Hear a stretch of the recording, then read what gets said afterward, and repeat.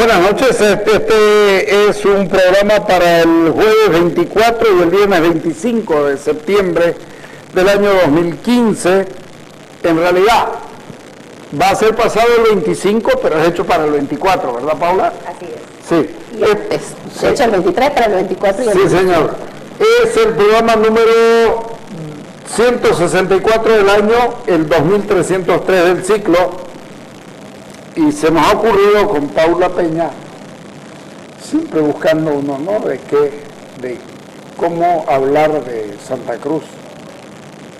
Y tenemos oficialmente 3.005.000 personas, de acuerdo al Instituto Nacional de Estadística.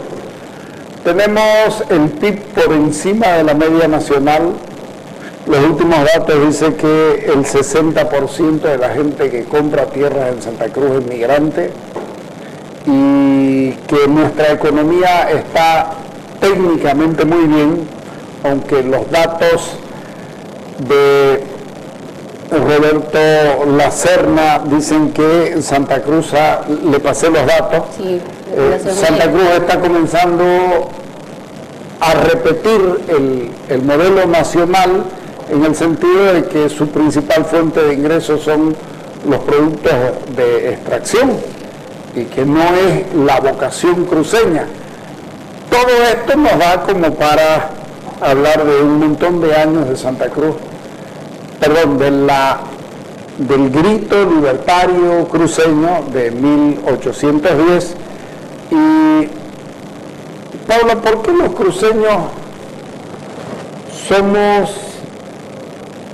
no tenemos ningún complejo en decir que somos muy provincianos, que somos muy de adentro, cuando miramos muy poco nuestro pasado como para intentar volver a él en contraproducción, digamos, de lo que dice el gobierno normalmente, que siempre se mira y que tiene la añoranza de volver? Nosotros nos miramos como punto de partida para ver lo lejos que quedó eso y todo lo que se ha avanzado. ¿Cuál es la explicación a nuestro hoy? A ver, Carlitos, yo creo que este 24 de septiembre celebramos 205 años del grito libertario. Y de ahí pasaron 15 años hasta que logramos la independencia. 15 años dramáticos. 15 años dramáticos, muertes, crueles, pérdidas de haciendas, de vida, ¿no? Pero antes de eso también existe Santa Cruz, ¿no? A veces escuchaba gente que decía 200 años de la creación de Santa Cruz. No, 205 años del grito libertario. Del departamento de Santa Cruz de la Sierra. En realidad, la historia de Santa Cruz tiene más de 450 años. Pero sí creo que es importante hablar de la historia a partir de 1810. Porque el marco antes de 1810 es el imperio. El imperio español, la gobernación de Santa Cruz de la Sierra tenía una misión dentro del imperio y sus habitantes tenían una misión para sí mismos. Esa gobernación desarrolló unas características especiales. Incluso, en los 100 años de la catedral yo decía, hay una iglesia cruceña, distinta a la iglesia andina, distinta a la iglesia cubana, donde estuvo el Papa recientemente, que era una iglesia silenciosa, y creo que sigue siendo silenciosa, distinta a la iglesia brasileña, con una presencia, digamos, negra, importante, o la andina, como decía, con una presencia de ritos prehispánicos importantes, o la mexicana. Creo que la iglesia cruceña tiene características propias, así como la evangelización en el Oriente es y ha sido absolutamente distinta a la evangelización en otras regiones. Increíblemente distinta. Estoy comenzando a leer sobre eso y es impresionante lo diferente a todo que... Por lo tanto, sí creo que podemos hablar de una iglesia cruceña, de una sociedad cruceña y pues, de una cultura cruceña que se fue generando desde la fundación. Pero cuando hablamos de la fundación es correcto hablar ya de la patria, porque hablan de la patria. Claro. En 1810 hablan de la patria. La república viene a partir de 1825. No, incluso se hablaba de república, del país cruceño, de la patria. Patria la entendemos como un concepto, la patria donde es la tierra que me vio nacer, ¿no? Que me parió. La república o el país no se está refiriendo a estados, se está refiriendo a conceptos que venían desde Roma. Pero en 1810 hay un quiebre con el orden imperial y va a empezar un nuevo orden que derivará en la formación de la República en 1825. Pero a partir de ese momento, creo yo, ya los cruceños están pensando de una manera absolutamente distinta a lo que va a pensar el Estado boliviano en 1825. Mire usted, en un debate con alguien me decía, el 24 de septiembre le debe celebrar la gobernación en el municipio, y yo le decía, no, el grito libertario el 24 de septiembre se dio en el municipio, se dio en el cabildo, en el poder local que destituyó al representante de la corona. Por lo tanto, es correcto que lo celebre el cabildo o el municipio, como el 14 de febrero, cuando se proclama la independencia, se lo hace también en el cabildo, el poder de los ciudadanos. Hay un concepto importantísimo de nosotros los cruceños, que es el apego al cabildo como una institución, no solamente como un poder, como una institución de los ciudadanos, de los vecinos, por hacer oír que le vuelve a dar su verdadera importancia y real importancia a Oscar Barberí. Oscar Barberí, claro, o sea, lo del municipio podemos ir, pero yo estaba pensando en el cabildo, cómo fue el cabildo del Millón, cómo fue como el cabildo del Chorpino, como el cabildo de la asamblea. Así, en el sentido de que los ciudadanos tenemos la posibilidad de participar, como sucedía en la colonia. Ahora, ya uno cuando lee las instrucciones que le dan a nuestros diputados, el 9 de abril, el municipio de Santa Cruz, el 9 de abril de 1825, el municipio de Santa Cruz de la Sierra le da 21 instrucciones a los dos diputados, a Seoane y a Caballero. Y ellos tenían que negociar, pero no podían salirse de esas instrucciones. Cuando uno lee esas instrucciones ya puede entender claramente un pensamiento modernizador. No quiero decir modernizador como el del siglo XX, pero sí ya abierto al cambio, que está mostrando que quiere ser distinto. En esas instrucciones plantean los términos territoriales, ¿no? Que Mojo forma parte de Santa Cruz, las lindes entre Cuevo y Ivo, que eran un problema. Que se entienda, es para ser parte de Bolivia. Para ser parte de Bolivia. Pero también están diciendo, necesitamos caminos, necesitamos vincularnos, necesitamos generar el libre comercio con las Provincias Unidas y con el Brasil. Necesitamos, dice algo, desarrollar nuestra minería. Mire usted decía, yo creo que los cruceños podemos ser extractivistas en términos de minería, pero el extractivismo, más que extraer de la tierra, es una actitud, extraer y vendo. Nosotros los cruceños hemos sido capaces de extraer, transformar y vender con trabajo, ¿no? Entonces, y están planteando la necesidad, por ejemplo, de desarrollar programas educativos, y algo que a mí me pareció fantástico es cómo están pidiendo que la población de Mojos, Chiquitos y Cordilleras, que era básicamente población indígena, sea incluida como ciudadanos en el nuevo país, que debe dársele educación científica, deben ir a la escuela, deben convertirse en artesanos y convertirse en ciudadanos. Entonces creo que esa es una mirada muy distinta a lo que posteriormente se desarrolla. ¿Cuánto se cumple de esos requisitos logran? Claro, eso más que requisito, nuestros diputados. Simplemente el 6 de agosto se creó Bolivia y va a ser la Constitución de 1826 la que va a dar los marcos legales. Pero lo interesante, creo yo, viéndolo desde el pensamiento cruceño, es ver cómo estos hombres, y digo hombres porque eran hombres los del Cabildo de Santa Cruz, ya tienen clara la necesidad de libre comercio, la necesidad de caminos, la necesidad de educación, la necesidad de desarrollar la agricultura, la necesidad de desarrollar también la minería, que sí existía. Que no es otra cosa que el agarrar lo que venía. Exactamente. Y ponerlo en otro contexto, pero que era la acumulación de todo aquello. Ya hacíamos comercio con Potosí, claro, pero no había camino. Claro, no había camino. Le vimos que ya mandamos gente a la caña de azúcar y a la zafra, e incluso maestros paileros a la Argentina. Entonces ya teníamos toda esa acumulación.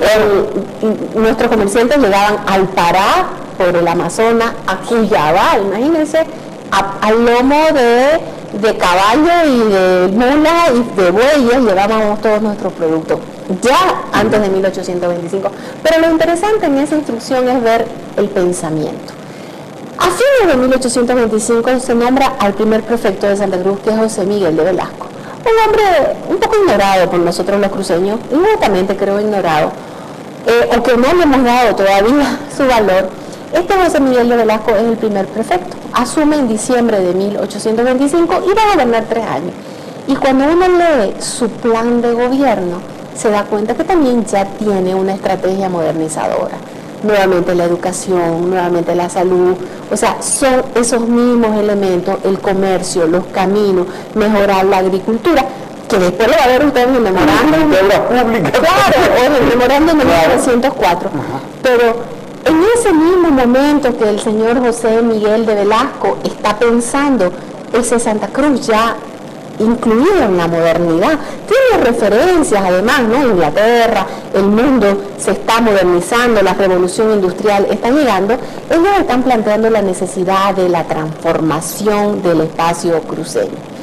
Y mire usted, después de que Velasco es presidente, va a ser vicepresidente de Andrés de Santa Cruz. Mientras que el ideario de Andrés de Santa Cruz es reindianizar Bolivia, ¿no? Desde entonces, volver al imperio inca, la confederación peruano-boliviano, volver a un pasado ideal donde todo, pero no había una visión modernizadora, que sí la tuvo de alguna manera Sucre, porque Sucre era un liberal, ¿no? Y había Andrés de Santa Cruz conservador, quita, digamos, todo el liberalismo, sobre todo eclesiástico que había puesto Sucre, él era muy religioso, ¿no? Le devuelve a la iglesia su importancia y sigue pensando en ese imperio inca, se une con el Perú, ¿no? Y en el Perú lo despreciaban, ¿no? Lo despreciaban. Él era hijo de una cacique aymara, o sea, no era... claro, Evo no es el primer presidente indígena, este hombre además venía de una estirpe aymara importante. Entonces ya vamos viendo cómo desde 1825 hay un divorcio que se profundiza. Hay dos visiones. Está bifurcado. Mario Gutiérrez escribe un libro, Sangre y Luz, de la raza. ¿Sí? Sí. Y ahí se nota algo de esto. O sea, ya en el Gutiérrez, claro, por si acaso. ¿Sí? En el momento, un libro poco conocido que merecería ser reeditado, sí, de cuentos. Sí, Sangre y Luz de dos razas. Sí, sí. Que es un libro interesante. Muy interesante, por eso digo que debería el municipio reeditar. Sí. Entonces, ya creo yo que en 1825 hay dos visiones de país. Las dos Bolivia, que tanto se habló y que se lo trata de derribar, es una realidad evidente. Se da ya en 1825, se profundiza, la Confederación Peruano-Boliviana es un desastre para Perú, para Bolivia sobre todo, porque Bolivia llevaba todas las de perder, pero desde el país se sigue viendo ese país que quiere volver al mundo indígena, ¿no? Por eso probablemente Andrés de Santa Cruz está en todos los lugares reconocido como el gran presidente boliviano. Incluso a mí me gusta mucho cuando Gabriel René Moreno dice, la patria es nuestra tierra, no como dice él en sus términos, los altoperuanos, es decir, los andinos, que la patria son ellos, porque ellos decían, la patria somos nosotros, no, la patria es la tierra. La patria no es gente, la patria es nuestro territorio. Entonces, desde ahí ya estamos viendo cómo van a ir caminando por caminos distintos. Después de José Miguel de Velasco, Santa Cruz va a seguir luchando por modernizarse, está pidiendo al gobierno permanentemente apoyo, no económico, pero sí que lo liberen de impuestos para traer maquinaria, no se lo dan. Llega al poder Tristán Roca, también un hombre que mereciera un reconocimiento, no solamente como fundador de un periódico, sino como prefecto, ni solamente como el creador de la bandera. Era un hombre que crea la Junta Departamental de Caminos, intentan abrir los caminos a la Argentina, abrir caminos hacia el Brasil, ¿no? Su plan de gobierno es muy interesante, dar trabajo a la población indígena. ¿Cuál es la relación político o la afinidad ideológica entre Tristán Roca e Ibáñez? Porque Ibáñez es discípulo de Roca. Claro, es su discípulo, sí, pero tiene esta apertura en lo social que es muy complementario a lo que usted está diciendo, esta visión modernizadora de Roca. Finalmente, las ideas de Proudhon y todo esto, uno lo siente como alguien que ha recibido de afuera y que es capaz de abrirse. A ver, Carlos, es que Roca también es social. Por eso le pregunto. Él plantea, por ejemplo, un reglamento para los peones agrícolas, ¿no? Reglamentar el trabajo del peón o del mozo de campo. No hay pongos en Santa Cruz, o sea, los hacendados no le dan a sus peones la responsabilidad de la semilla de la maquinaria, no, eso no existe. Pero él sí, desde muy avanzada, plantea la necesidad de crear, por ejemplo, una fábrica de sombreros de Jipijapa en Buenavista, porque él dice, es una fábrica, y él hace 1864. Sus planes de camino, o sea, Tristán Roca es un hombre de avanzada, tan avanzada, Carlos, que cuando él se va a Paraguay, huyendo de la dictadura, acá, y él es secretario privado de Solano, el presidente paraguayo, y en plena guerra de la Triple Alianza, él publica su periódico que se llama El Centinela, y el Centinela sacaba una columna escrita en guaraní, porque Tristán Roca sabía que la lengua de los paraguayos era el guaraní. Entonces, solo un hombre que se da cuenta de la importancia de las lenguas indígenas, le estoy hablando en el siglo XIX, es capaz de tener ese periódico. Entonces, Tristán Roca es también un hombre de gran avanzada social, solo que se tiene que ir perseguido por el melgarejismo, ¿no? Sale de Bolivia, y sin embargo se ubica en lo político administrativo también en Paraguay, y muchos cruceños se tienen que ir a Paraguay huyendo de la dictadura de Melgarejo, que además es muy duro con Santa Cruz. Melgarejo cede al Brasil esa parte del Mato Grosso, que es decir, nuestra frontera era el río Paraguay. El señor Melgarejo, no sé por quién guiado o aconsejado, decide traer la frontera más hacia el oeste, y siendo que un río es la frontera natural, él la trae a las lagunas de La Gaiba, Mandiorí, Cáceres y Uberaba, que no son navegables y es nuestro peor desastre, y cede además la mitad del Acre y la libre navegación del río Madera, dejando a los bolivianos, fundamentalmente cruceños, que tenían ya sus barracas sobre el río Madera, abandonadas a su suerte. Entonces, Tristán Roca después va a ser fusilado por Solano, y yo sostengo una hipótesis que en realidad Solano lo fusila porque su país había cedido territorio que en ese momento estaba ocupado por Paraguay y Brasil, complicando la situación paraguaya, porque los paraguayos ocuparon Corumbaca. Entonces, ya también ahí en 1868 vemos el manifiesto del pueblo cruceño, que la firman más de 200 cruceños, diciéndole al gobierno, ustedes no pueden ceder. ¿En qué ocasión? 1806. Melgarejo firma el tratado de límites con Brasil, y le cede la navegación del río Paraguay y la navegación del río Madera en el norte. Es el manifiesto frente a lo que hizo ese manifiesto le está diciendo al Congreso boliviano, no confirmen el tratado, porque los tratados los firman los presidentes, pero los confirmaban el Congreso. No confirmen, sobre todo el artículo 2, el referido a los límites, porque ustedes nos están quitando la navegación del río Paraguay. O sea, ¿qué más muestra de nacionalidad y de integridad territorial, digamos, ¿no? Y no nos están permitiendo, usted va por el Itemes o por el Mamoré, sube al río Madera, y del Madera llega al Amazonas y de ahí al Atlántico. Pero si nosotros teníamos la libre navegación del río Madera, después no pagar impuestos. No pagaríamos impuestos para salir del Atlántico, ni por el río Madera, ni por el río Paraguay. Pero este señor y los diputados y senadores andinos sí firman y confirman el tratado. Entonces, ahí vemos una visión territorial, modernizadora, de libre comercio, de libre navegación de los ríos y del acceso al Atlántico que los cruceños planteaban. Y si hacía falta, aparece Ibáñez ahí encimita también, con una visión nueva de administrar este país, que es el tema federal. Así es. Para terminar de enterarla, digamos. Creo que Ibáñez también es producto de su tiempo, él es un igualitario, pero hay que entender también el contexto. Mira usted, Carlito, 13 de cada 25 niños iban a la escuela en Santa Cruz, 8 de cada 100 en Bolivia. O sea, más de la mitad de los niños accedían a la escuela en Santa Cruz de la Sierra, mientras que en Bolivia solo 8 de cada 100. Las diferencias eran abismales. Nosotros teníamos 56% de alfabeto, mientras que el país no llegaba a 11 o 15% de alfabeto en todo.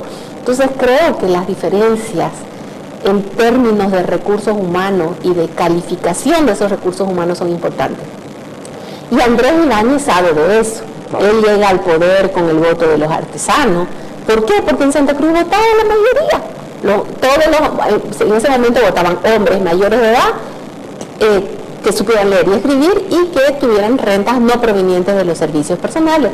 La mayor parte de la población cruceña masculina tenía empleo y sabía leer y escribir, porque la educación fue altamente difundida y no desde 1875, que es lo de Ibáñez, sino desde la época colonial. Entonces, eso también hace la diferencia. Gente que está queriendo, está hambrienta de modernización, Carlito. Esa gente, bueno, quiero seguir con Ibáñez. Ibáñez ya está planteando la necesidad de un igualitarismo. Muchos de los autores sostienen, en realidad, él sigue la lógica del igualitarismo de la Revolución Francesa, ¿no? De igualdad, todos somos iguales en derechos, todos tenemos derecho a la propiedad, a la libertad, a la seguridad, ¿no? Pero Andrés Ibáñez es un modernizador en términos políticos, pero los modernizadores en términos de modernización, ahí lo tenemos a Miguel Suárez Arana en 1875, cuando construye la Empresa Nacional del Oriente para construir un puerto sobre el río Paraguay y salir hasta el Atlántico. Y él funda Puerto Suárez, que es lo único que tenemos en la actualidad, pero los paraguayos están avanzando y ya nos quitan Bahía Negra, Puerto Pacheco, en 1888 ya todo eso queda en manos de Paraguay. Pero si hablamos de modernizadores, podemos ver a Roca, a Ibáñez como modernizadores desde la lógica política, pero también podemos encontrar una serie de modernizadores desde la lógica económica. Bueno, eso viene desde el nacimiento de la República. Así es. Ricardo Chávez trae la primera máquina a vapor, ¿no? Y que finalmente muere en la máquina vieja, ¿no? Y vamos a poder producir, claro. Esa es la primera máquina a vapor. Hasta hielo se podía producir, ¿no? Imagínense en esa Santa Cruz de 1880, con un calor como hoy. Imagínense lo que significó eso. ¿Le pido un corte? Sí. Vale.